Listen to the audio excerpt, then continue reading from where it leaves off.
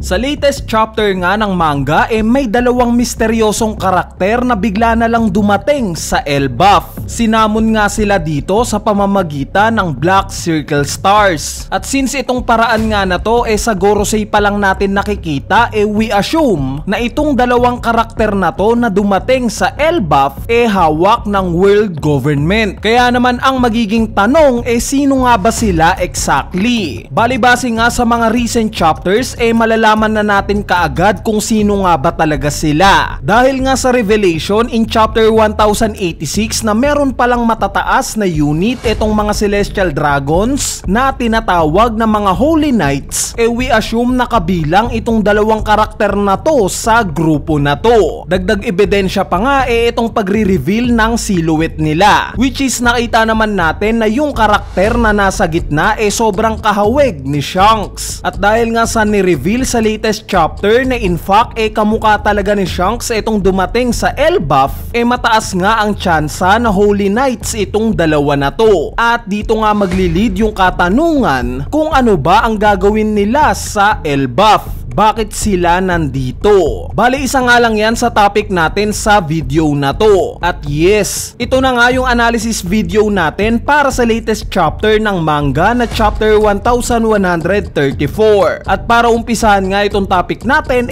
unahin na nating pag-usapan itong unang scene sa chapter na to. At ito nga yung attempt na pagpapakilala ni Luffy kay Saul. Kung matatandaan nyo guys nakita na nga natin itong introduction na ginawa ni Luffy. Yes, ginawa nga ito ni Jinbei nung time na ma-reunite siya sa Straw Hat Pirates during Wano Arc. Kung mapapansin nyo, very similar nga sila ng forma. Ibig sabihin lang, ganito ka nire-respeto ni Luffy si Saul. To the point na kailangan pang gayahin ni Luffy yung naging introduction ng isa sa mga respetado niyang miyembro. Sa part naman ng pagtatanong ni Saul kay Robin kung finally daw ba nahanap niya na yung mga kaibigan neto, kung matatandaan nyo during Ohara incident, bago nga mabalutan ng yelo si Saul ni Aokiji, ang huling sinabi nga niya dito wala daw isinilang sa mundo ng mag-isa. Pinatakbo nga niya si Robin at sinabihan na hanapin daw neto yung magiging mga kaibigan niya. At natupad na nga ito ngayon. Nahanap na ni Robin ang mga kaibigan niya, ang Straw Hat Pirates. Alam nyo nakakatuwa nga itong scene na to dahil nanumbalik yung saya sa puso ni Robin. Dahil alam naman natin ang pinagdaanan niya all throughout the years. Grabe nga yung sinapit niya simula bata pa lang siya. Kaya naman nakakatuwa nga at finally nakikita na natin siyang genuine na masaya. Speaking of Robin, ipinakita ngang isinama siya ni Saul sa loob ng old library. At yung normal nga na libro na hawak na itong si Robin, bigla na lang lumaki out of nowhere. Bale ang keyword nga na ginamit dito ni Saul gigantified. Nag-gigantified daw yung libro na hawak ni Robin. So I assume na itong technology na to kagagawan mismo ni Vegapunk. Since alam naman natin na may access si Vegapunk sa gigantification technology. Pwede ngang at some point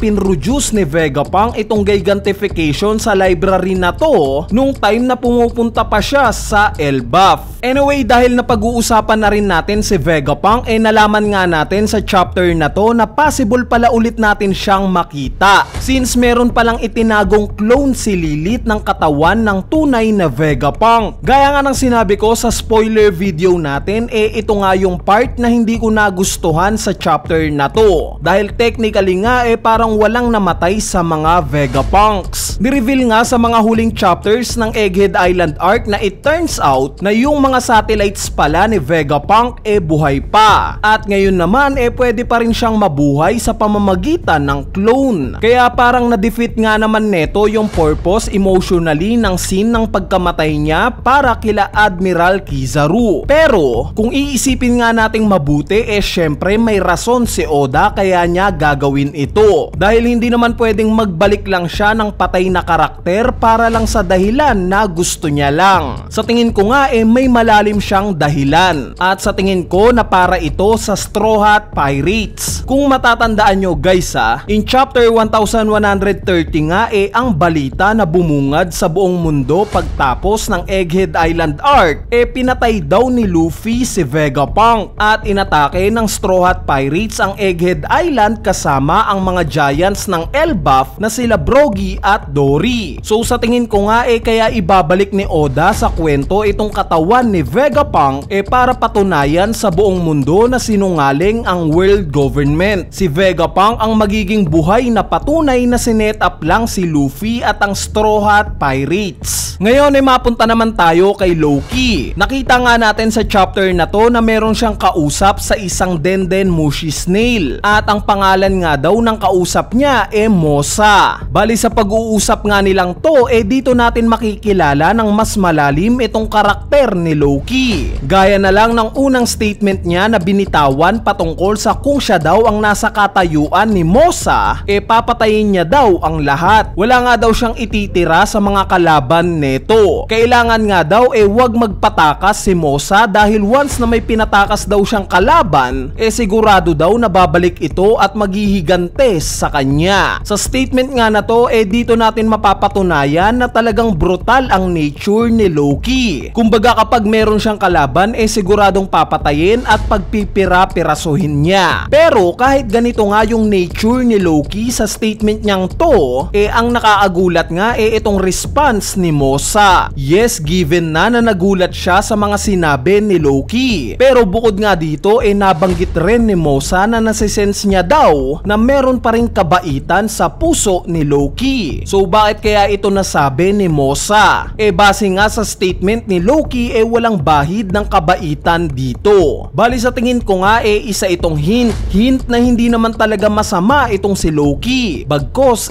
mabait talaga siya. Kaya naman sa pagdating nga ng mga Holy Knight sa Elbaf ngayon mas tumataas nga ang posibilidad na hindi talaga si Loki ang pumatay sa tatay niyang si King Herald. Bagkos sinet up lang siya para maging salarin. Nasabi ko nga ito dahil kung nakita nating nakakalabas-pasok sa Elbaf itong mga Holy Knights gamit ang mga Black Circle Stars, possible na ginagawa na rin nila ito noon 6 years ago nung time na mamatay si King Herald. Malay pa natin. Itong pinoint out ni Ripley patungkol sa wisdom daw ni King Herald na wag maipaggera bagkos makipagkalakalan pwedeng ang na-involve si King Herald sa world government at pwedeng ito yung hindi nagustuhan ni Loki kaya sila nagkaroon ng misunderstanding ng tatay niya. Kung ako nga ang tatanungin medyo odd nga itong statement ni King Herald patungkol sa pakikipagkalakalan dahil ilang chapters ago nga lang ipinakita ring related sa trading na to itong Blackbeard Pirates since nakita nga natin itong sila fit sa Umich Shipping. Kaya naman mapapaisip nga tayo kung ito ba yung plot na gagawin ni Oda para maikonekta si Blackbeard sa Elbaf. Isa pa ngang possible foreshadowing itong nakita nating trono sa pagdating ng mga Holy Knights sa Elbaf. Hindi kaya foreshadowing ito na similar sa empty throne ng Merijoa na physically walang nakaupo o walang hari pero in reality meron pala which is si Imsama. Ganito rin kaya itong empty throne ng Elbaf. Physically walang nakaupo o wala silang hari pero in reality pinapaikot lang pala sila ng mga Holy Knights. Anyway, idea lang naman yan. Bale, ayan na nga yung analysis video natin para sa latest chapter ng manga na chapter 1134. Itong topic nga patungkol sa possible na kakambal ni Shanks gagawa na lang natin ng separate video. Since sa revelation nga na to nag-open ito ng napakaraming possibilities para sa karakter ni Shanks. Kaya stay tuned lang sa channel natin. So yun lang,